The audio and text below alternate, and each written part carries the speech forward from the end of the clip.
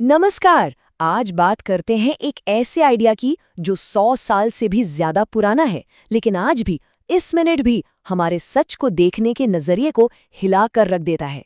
एक ऐसा आइडिया जिसने फिलॉसफी की दुनिया में आप कह सकते हैं एक भूचाल ला दिया था। सच मर चुका है। ये नीत्शे की सबसे फेमस, सबसे प्रोवोकेटिव लाइंस में से एक है। लेकिन जब उन्होंने ये कहा तो इसका मतलब क्या था? आखिर क्या कहना चाहते थे वो? तो इसका असली मतलब क्या है? इस सवाल का जवाब ढूंढने के लिए हमें सीधे नीत्शे की फिलॉसफी में उतरना होगा। और जानते हैं, इसे समझने का सबसे अच्छा तरीका है एक कहानी। चलिए मिलते हैं मयंक से। मयंक, मान लीजिए कोई 25 साल का लड़का है जो हमेशा से ये मानता आया है कि सच तो बस एक होता है, एकदम सीधा, साफ। उसके लिए सच मैथ्स के एक सवाल जैसा था जिसका बस एक ही सही जवाब हो सकता है और कुछ नहीं। लेकिन फिर धीरे धीरे उसकी ये दुनिया बिखरने लगती है। होता क्या है कि एक दोस्त का बोला हुआ झूठ उसे एक बड़ी मुश्किल से बचा लेता है। वहीं उसका बोला हुआ एक सच एक रिश्ते को हमेशा के लिए तोड़ देता है। और तो और, जिस टीचर पर वो सबसे ज्यादा भरोसा करता था, उनका सिखाया हुआ सच भी एक धोखा निकलता है। बस इतना काफी था।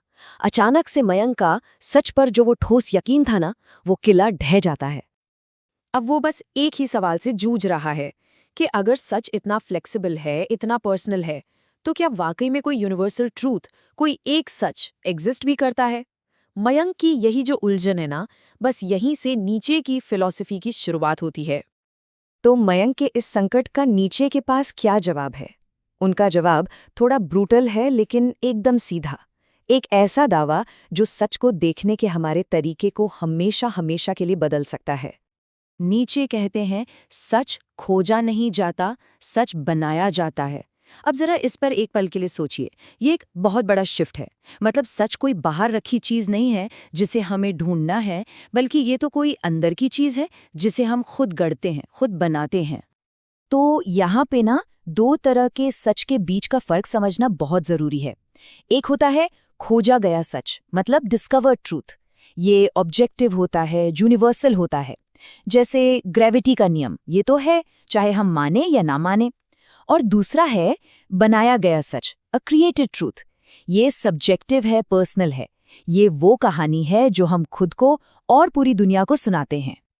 तो एक बात साफ कर लें, नीचे यहाँ सिर्फ आसमान नीला है जैसे फैक्ट्स की बात नहीं कर रहे। नहीं, वो बात कर रहे हैं उन मॉरल्स की, उन वैल्यूज की, उन बिलीव्स की जिनके सहारे हम और हमारा समाज जीता है। बड़े वाले सच की बात हो रही है यहाँ। तो सवाल ये है कि नीचे के हिसाब से ये बनाया गया सच मरता कैसे है? वो कहते हैं 3 तरीकों से। पहला, कॉन्ट्रडिक्शन से, यानी विरोधाभास से। जब दो तगड़े व्यू पॉइंट्स आपस में टकराकर एक दूसरे को कैंसिल कर देते हैं। दूसरा, मैनिपुलेशन से, जब कोई इसे अपने फायदे के लिए तोड़ मरोड़ देता है, चाहे वो पॉलिटिक्स हो, मीडिया हो या रिलीजन। और तीसरा, जो शायद सबसे कॉमन तरीका है, वो है कन्वीनियंस, यानी हमारी अपनी सुविधा। और ये बात जबरदस्त है। लोग सच नहीं ढूंढते, लोग आराम ढूंढते हैं। कितनी सही बात है ना। अक्सर हम एक मुश्किल सच को अपनाने के बजाय एक आरामदायक झूठ को चुनना ज्यादा पसंद करते हैं। हमें कंफर्ट चाहिए, ट्रूथ नहीं। अच्छा, तो ये तो हो गई 100 साल पुरानी फिलॉसफी। पर ये आइडिया आज की दुनिया में हमारे इंस्टाग्राम, ट्विटर फीड्स में कैसे नजर आता है? कहाँ दिखता है? ईमानदारी से देखें तो ये हमें हर जगह दिखता है। सोशल मीडिया पर, जहां क्यूरेटेड रियलिटीज यानी सोच समझकर बनाई गई तस्वीरें असली जिंदगी की जगह ले लेती हैं। न्यूज़ में, जहां हर एक घटना की आपको 10 अलग-अलग कहानियां मिल जाएंगी। हमारे रिश्तों में, जहां हम चाहते तो हैं कि सामने वाला ईमानदार रहे, पर सच सुनने की हिम्मत अक्सर हम में नहीं होती। और हाँ, सक्सेस में भी, जहां रिजल्ट का तो जश्न मनाया जाता है, लेकिन उसके पीछे का वो मेसी प्रोसेस, वो सारी मेहनत, उसे छिपा दिया जाता है।